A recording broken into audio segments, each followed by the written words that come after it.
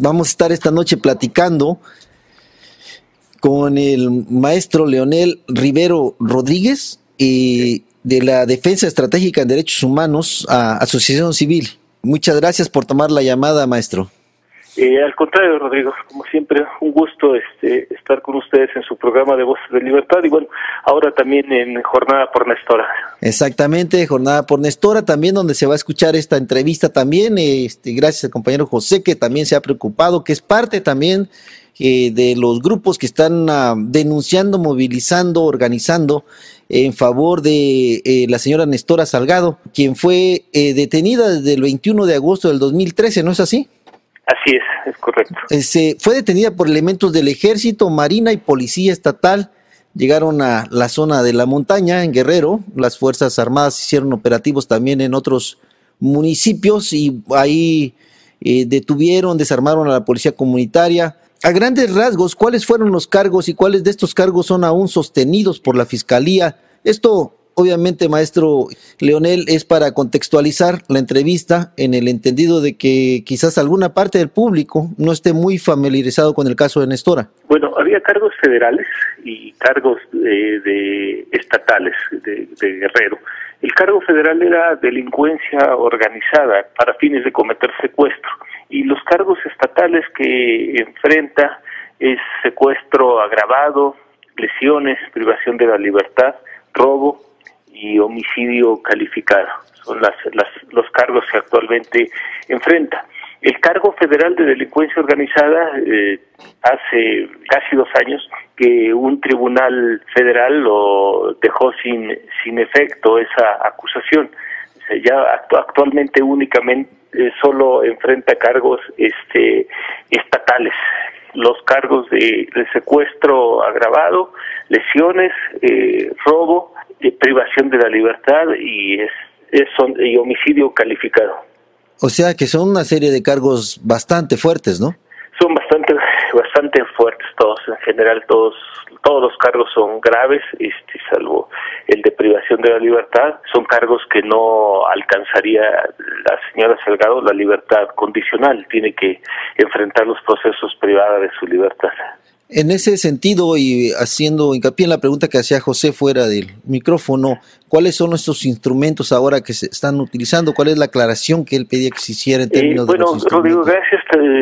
La verdad quiero aprovechar el espacio de Voces de Libertad y también el espacio de Jornada por Nestora, porque el jueves circuló una noticia que no es del todo correcta. Sobre todo yo creo que se debe a que algunos periodistas que me entrevistaron interpretaron mal lo que realmente se estaba decidiendo. Lo que quiero mencionar es la apelación que nos fue negada, fue una apelación que se había promovido por un incidente de libertad por desvanecimiento de pruebas que había promovido la anterior defensa. La anterior defensa consideraba que con base en la resolución federal que había dejado en libertad a la señora Salgado por el delito de delincuencia organizada era suficiente, era una prueba suficiente para echar abajo los demás procesos. Esto es destruir, en términos coloquiales, destruir las pruebas que se habían sido utilizadas por el fiscal para acusar a la señora Salgado por los delitos que ya he mencionado. Pero esa apelación fue negada por una sala penal, un tribunal superior, y por lo tanto el proceso sigue. De alguna forma, esas palabras no fueron bien entendidas y lo que circuló en todos los medios de comunicación es que a la señora Salgado le habían ratificado un auto de formal prisión y eso no es correcto. El auto de formal prisión por el delito de secuestro pues fue emitido desde agosto del desde septiembre del 2013. Entonces, ¿qué es lo que sigue ahora? Pues seguiremos con el proceso, estamos analizando la resolución y probablemente interpongamos un juicio de amparo en contra de esa decisión, o sea, nos vamos a inconformar y ese juicio de amparo tendrá que resolverlo un juez federal. También el día 29 de enero vamos a tener otra audiencia en otra apelación por un incidente. También nosotros, ya como defensa, solicitamos la anulación del proceso porque a la señora Salgado no le fue proporcionada la asistencia consular. Y entonces nosotros estamos sosteniendo que el proceso debe de anularse. ¿Esto qué significaría si se anula el proceso? Pues necesariamente tendrían principio que calificar si su detención fue legal o ilegal. Y bueno, sabemos de antemano y está acreditado que a la señora Salgado la detuvieron el ejército y no fue la policía ministerial la que tiene a su cargo por mandato constitucional las detenciones, sino fue el ejército, y eso en sí mismo ya es ilegal. Pero también con todas las pruebas que hemos ofrecido en los últimos meses en el proceso, pues serían desde nuestro punto de vista suficientes para que a la señora Salgado le decretaran un auto de libertad. Entonces, lo que se va a jugar en las próximas semanas es procesalmente, digámoslo en términos de juicio, del juicio, es sumamente importante. Entonces, esto era lo que yo quería aclarar, pues no solamente al auditorio, sino también a la gente que está apoyando la campaña, de que no fue un auto de libertad, de formal prisión el que le ratificaron, sino fue un incidente de libertad que le fue negado y que lamentablemente la defensa, el segundo defensor que se hizo cargo del asunto, convenció a la señora Salgado que era mejor desistirse de una apelación que estaba impugnando ese auto de formal prisión, y bueno, por lo tanto ese auto de formal prisión no puede ser modificado hasta este momento. Aquí en México se generó mucha confusión, algunos periódicos incluso pues fue el encabezado de las 8 columnas en el sentido de decir que le habían ratificado el auto de formal prisión a mi clienta. En ese sentido, licenciado, nada más quisiera clarificar, el auto de formal prisión significa ya la prisión formal básicamente que le están dando, ¿no? Es la prisión y formal, cuando dice usted que a partir del auto de formal prisión la persona es sujeta de un proceso. Y cuando dice usted que uno de los elementos importantes que usted está manejando es la falta de atención consular, en el entendido de que ya tiene la doble ciudadanía, ¿no? Así es correcto, está acreditado, porque otra de las cosas que se vino mencionando durante mucho tiempo es que la señora Salgado tenía la doble nacionalidad, era mexicana y era norteamericana. El grave problema es que las anteriores 4 defensas que la habían representado, ninguna había acreditado en el proceso esa calidad de la doble ciudadanía. Nosotros en junio del año pasado, a partir de un informe que le solicitamos a la embajada norteamericana, la embajada envió a los jueces penales que están procesando a la señora Salgado, envió los documentos con los cuales se acredita que nuestra cliente es una ciudadana México-norteamericana. A partir de esa información que proporcionó la embajada y al estar ya debidamente acreditado en el proceso su doble ciudadanía, fue que solicitamos la anulación del proceso. Otra pregunta, licenciado, relacionada precisamente con este proceso, pero ¿fueron detenidos algunas otras personas cuando fue detenida ella, Nestora Salgado? Sí, es correcto. Fue un operativo que no solamente se llevó a cabo en Olinalá, a donde fue detenida nuestra cliente, sino en otras 2 casas de justicia, en la Casa de Justicia del Paraíso y en otra casa de justicia. Ahí el operativo estuvo a cargo del Ejército, de la Marina y de la Policía Federal, y en la Casa de Justicia del Paraíso fueron detenidos 13 guardias comunitarios que en ese momento estaban realizando labores de vigilancia en la cárcel del Paraíso, y esas 13 personas pues hasta la fecha siguen procesadas.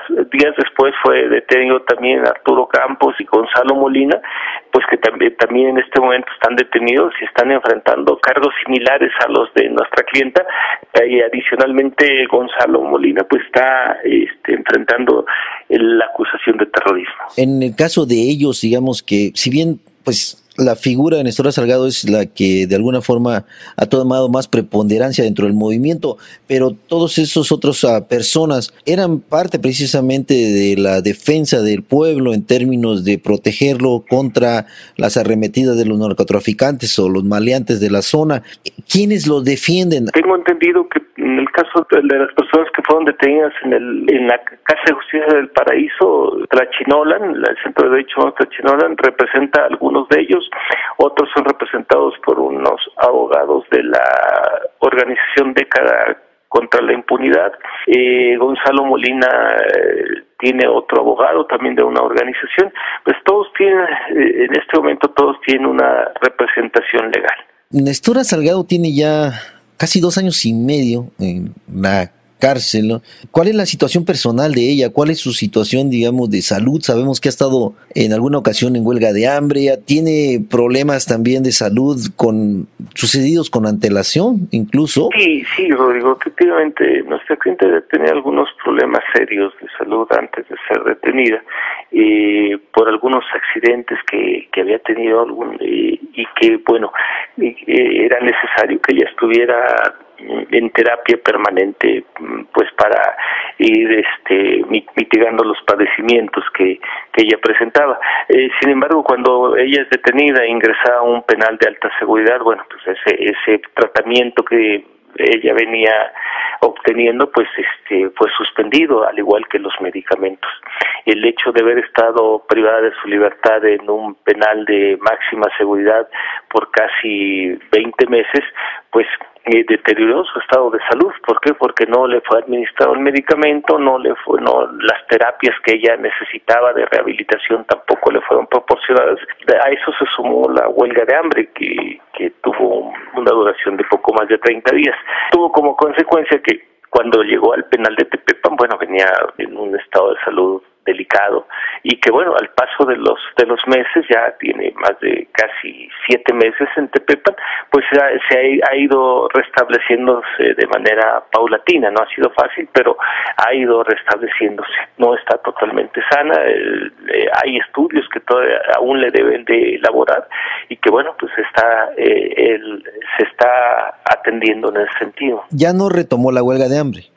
Ella tomó la decisión unos días antes del 31 de diciembre de suspender temporalmente la huelga de hambre en espera de la resolución que iba a emitir la sala penal sobre la apelación que hace unos días pues ya nos fue notificada. Ayer hubo una jornada de la Red Nacional de Defensores de Derechos Humanos apoyando. Hay otra serie de eventos próximos que se van a llevar a cabo aquí en la Ciudad de México, y entiendo que a nivel internacional pues también se están llevando a cabo varios eventos en apoyo, ¿no? Demandando su libertad inmediata. Así es, el día de ayer aquí en Los Ángeles precisamente se llevó a cabo toda una jornada importante de recaudación de firmas para exigir a los congresistas que pongan presión al gobierno mexicano, y en la Placita Alvera, y llegaron una serie de compañeras y compañeros que se dedicaron básicamente a pasar la información.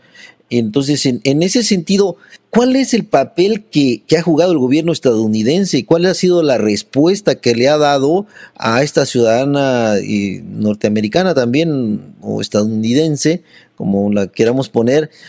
¿Usted cuál es la respuesta que ha tenido por parte de ellos? Bueno, nosotros hemos tenido 3 reuniones con funcionarios de la embajada norteamericana, con la gente que se encarga de darle seguimiento a los procesos de los ciudadanos que se encuentran aquí sujetos a juicio en México.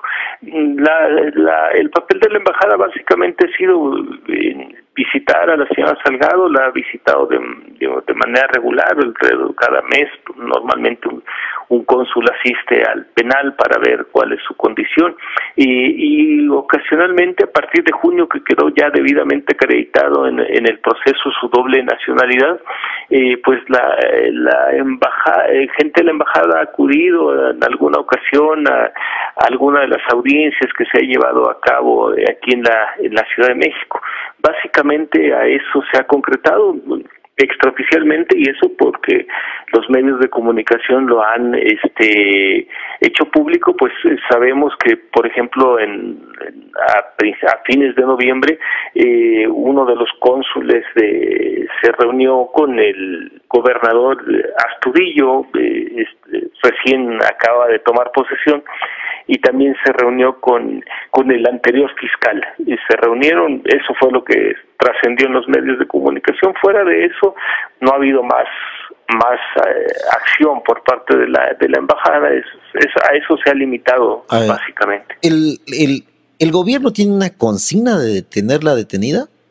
Pues eso es qué bueno que también nos haces esa pregunta, Rodrigo, porque no hay que perder de vista que actualmente la señora Salgado enfrenta 3 procesos. Son 3 procesos.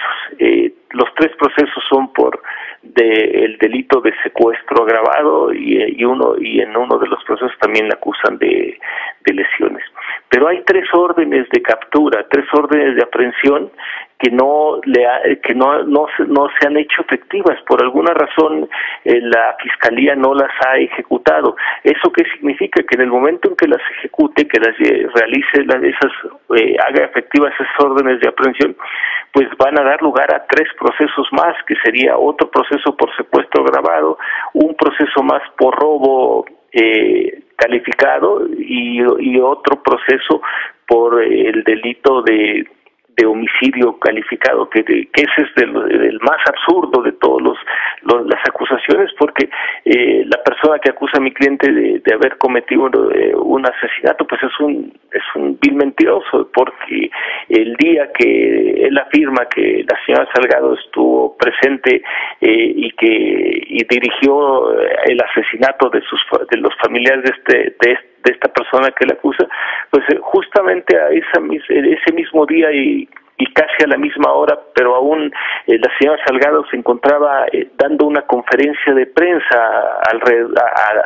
aproximadamente 150 kilómetros de distancia. Pero de eso hay evidencias claras. Había medios de comunicación que publicaron la noticia, El Sur, La Jornada de Guerrero, una televisora local también mostró las imágenes de la señora Salgado dando la conferencia de prensa. Pero bueno, pues es evidente que hay una consigna de mantenerla presa.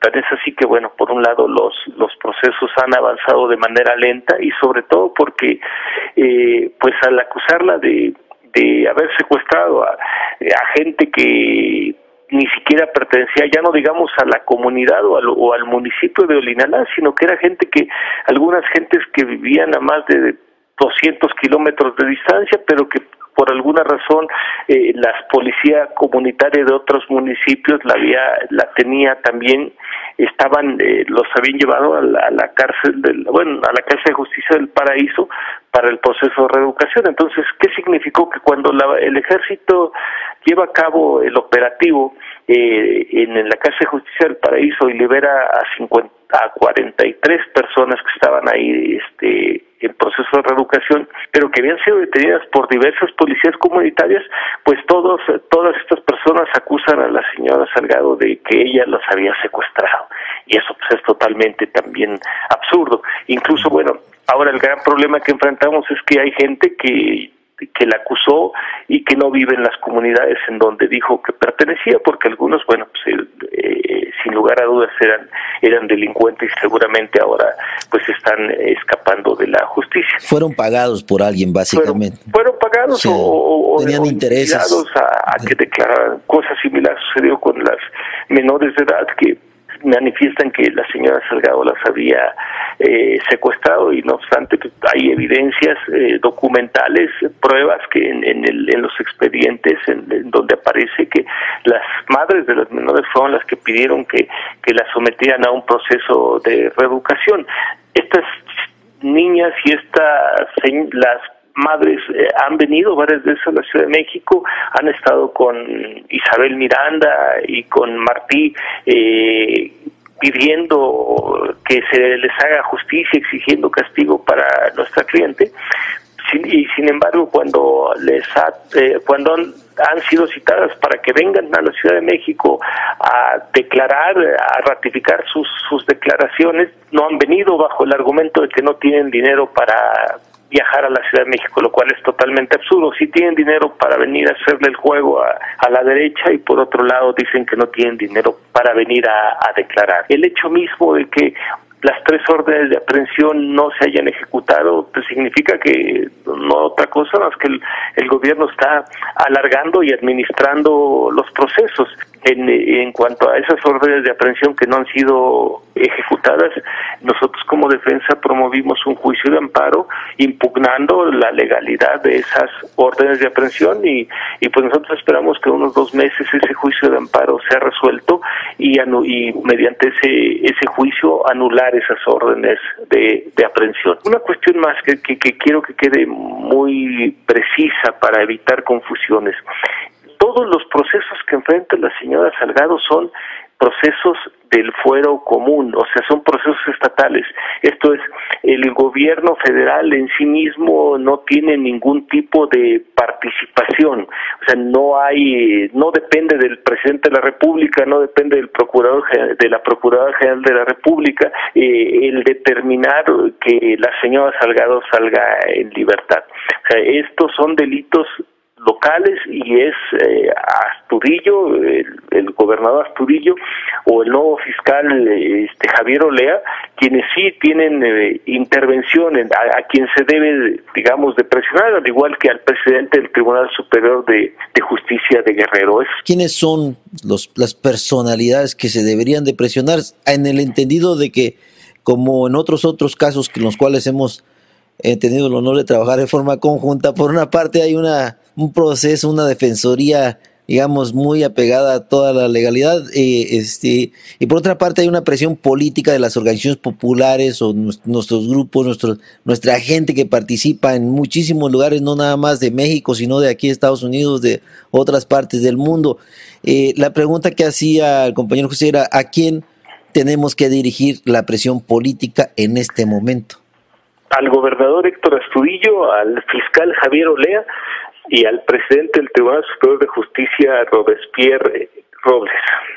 Ellos están en el estado de Guerrero. Todos pertenecen al estado de Guerrero, efectivamente. El gobernador, el fiscal general y el presidente del Tribunal Superior de Justicia. Estamos platicando con el maestro licenciado Leonel Rivero Rodríguez, quien es el que está llevando a cabo la defensoría de Nestora Salgado, una de las empresas políticas emblemáticas de lo que ha sido este gobierno. También, obviamente, si bien usted aclara que el gobierno federal no la acusa, pero tampoco hace gran cosa por sacarla, usted pertenece a la Defensa Estratégica en Derechos Humanos, Asociación Civil. Le agradecemos muchísimo. Mire, quisiéramos también tocar un punto muy importante. Nestora Salgado es obviamente una persona con una vida familiar. Tenía sus hijas, su esposo, en fin, son gente de escasos recursos, no necesariamente son gente de dinero. De alguna forma sufre un accidente y pues recibe una cierta pensión que obviamente no es para nada escandalosa. ¿Cómo usted considera que la familia está siendo afectada? Usted que ha estado cerca de ellos, ¿qué es lo que siente, digamos, de esta familia? Bueno, yo creo que en principio pues, hay una gran afectación, ¿no? El hecho de que, por ejemplo, pues 2 de sus hijas vivían en los Estados Unidos junto con su esposo, cuando la señora Salgado fue detenida, y el hecho mismo de que, bueno, las 2 hijas que vivían en Estados Unidos no pudieron visitarla cuando estuvo presa en el penal de alta seguridad, porque era imposible cubrir los requisitos que pedían las autoridades mexicanas. Su esposo, José Luis Ávila, pues tampoco la ha podido visitar. Es la única de sus hijas que tenía contacto con ella, tanto en el penal de alta seguridad, pues era su hija Zaida, pero que también pues aquí en Guerrero enfrentó amenazas, actos de hostigamiento, que incluso llevaron al gobierno mexicano a incorporarla al mecanismo de protección a defensores de derechos humanos, a otorgar ciertas medidas de protección, al igual que la señora Salgado. Ella también fue reconocida por el mecanismo de protección de defensores, pues como defensora de derechos humanos, lo cual no deja de ser un tanto digamos, absurdo, estaba realizando como comandante de la policía comunitaria, pues realizaba acciones en defensa de los derechos humanos. Por un lado se le reconoce el carácter de defensor de derechos humanos por las acciones que llevaba a cabo, y por otro lado se le criminaliza también y se le acusa por esas mismas acciones como secuestrador. Entonces eso es totalmente absurdo. Pero bueno, como tú bien lo señalas, Rodrigo, pues yo creo que han afectado seriamente a su familia, no nada más en términos emocionales, también pues en términos materiales, en términos económicos. El hecho mismo de que la señora Salgado estuviera en un penal de alta seguridad en Tepic, Nayarit, y que los procesos se estén llevando a cabo en Tlapa, y a la vez también estén aquí en México, en la Ciudad de México, y también estén en Chilpancingo. Lo que te puedo comentar es que tan solo en gastos, en viajes y en gastos generados única y exclusivamente en peritajes y lo que es la defensa, se han gastado más de $8,000 tan solo en viajes constantes. Y dinero que ha salido, obviamente, de la forma en que pueda sacarlo el señor José Luis Ávila, ¿no? O sea, aportaciones que él ha tenido que trabajar, y aportaciones quizás de alguna que otra organización y todo, pero no existe una institución como tal, digamos, que cuente con los fondos económicos para realizar el trabajo. Sabemos que ustedes, como defensores, pues de muchas de las causas que tienen que ver con quienes luchan por los derechos humanos en nuestro pueblo, pues también hacen lo posible, ¿no?, para economizar los procesos, pero sin embargo es difícil de todos modos solventar, digamos, todo un proceso como en el caso de Nestora. Parte de la luz de la estrategia del gobierno mexicano en los últimos 15 años al criminalizar y judicializar la protesta social es mandar a los luchadores sociales, a los activistas, a cárceles de alta seguridad y normalmente alejadas a más de 1,000 kilómetros de distancia, lo cual equivale vuelve prácticamente imposible una defensa, porque por un lado rompe el contacto con los familiares, como ya lo expresé en el caso de la señora Salgado, pero además pues hace prácticamente imposible una defensa. Para ejemplificar, nosotros tenemos nuestra sede en la Ciudad de México y una corresponsalía en Chiapas. Teníamos que viajar, cuando estaba en Tepic la señora Salgado, pues al menos que estar 3 días allá, porque únicamente se nos permitían 45 minutos diarios para poder platicar con ella. Es evidente que esa cantidad de tiempo no era suficiente para establecer una estrategia de defensa, pero además pues significaba la erogación de recursos, porque había que trasladarse pues por vía aérea, y ahora pues no se diga, ¿no? El hecho de estarnos trasladando cada semana a Tlapa y al menos 2 semanas a Chilpancingo, pues ha sido un proceso demasiado desgastante, no solamente en términos de recursos económicos, sino también de recursos materiales y recursos humanos, ¿no? Entonces es la política que tiene el Estado al criminalizar y judicializar la lucha social. Queremos agradecerle muchísimo que se haya tomado el tiempo de platicar con nuestra comunidad aquí en Los Ángeles, y también a través de Jornada por Nestora, donde se va a estar también difundiendo esta entrevista.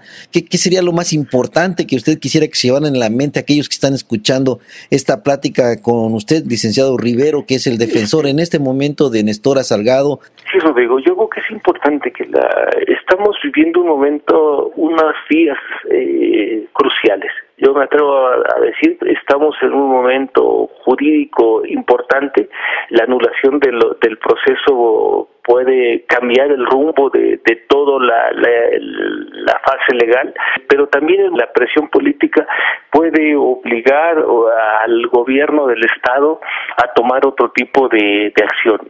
Hay un fiscal que, a diferencia de Miguel Ángel Godínez, que era una persona que conocía poco el derecho penal, el nuevo fiscal es alguien con una experiencia de más de 40 años en el ámbito del derecho penal.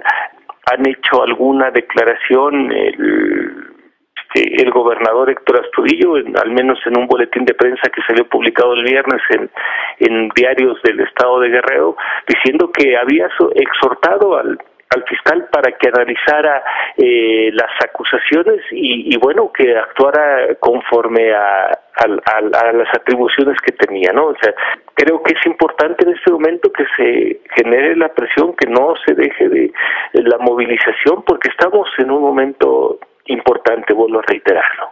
se pueda hacer en estas semanas puede definir el curso del proceso y el curso de la historia en el caso específico de la señora Salgado. Pues queremos nuevamente agradecerle a nombre de Voces de Libertad y obviamente de Jornada por Nestora al que se haya tomado el tiempo de platicar con la comunidad. Esperamos seguir contando con su presencia, con su información y sobre todo con su defensoría tan importante que ha hecho de personajes, digamos, que ya son parte de la historia de nuestro pueblo, como el caso de Alberto Patistán, el caso de Ignacio del Valle, de Francisco Jiménez Pablo, que son grandes luchadores sociales. En este caso usted, encargado ya de la Defensoría de Nestora Salgado, pues le agradecemos muchísimo y también le agradecemos contar con su amistad, por supuesto, y esperamos contar nuevamente con usted en otra ocasión, licenciado Rivero. Pues muchas gracias, Rodrigo, muchas gracias, también muchas gracias por la amistad que ustedes nos han brindado, por la solidaridad de los compañeros en Los Ángeles y en otras regiones de no solamente California, sino de Estados Unidos, y decirles que sin su apoyo muchas cosas aquí en México no se podrían hacer, y pues estamos para trabajar todos juntos, y te agradezco mucho el espacio que me diste el día de hoy para hacer algunas aclaraciones, también para que la gente se entere más cómo está el proceso, no solamente los radioescuchas de Voces de Libertad, sino también pues los compañeros que están en Jornada por Nestora. Por supuesto, pues que tengan muy buenas noches y hasta otra ocasión, licenciado Rivero. Buenas noches, Rodrigo. Gracias, muy buenas noches, hasta luego.